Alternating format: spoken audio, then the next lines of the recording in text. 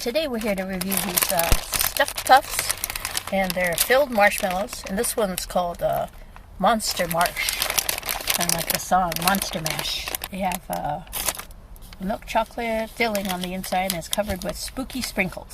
They are individually wrapped too, so you can actually give them out for your trick-or-treaters. This is what they look like. So they're actual marshmallows.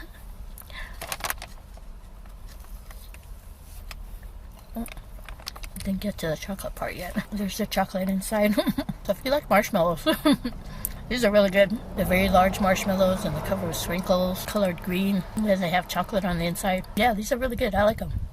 So I'm gonna give it a day, and then I'm gonna take another bite, and I'll see you in the next one.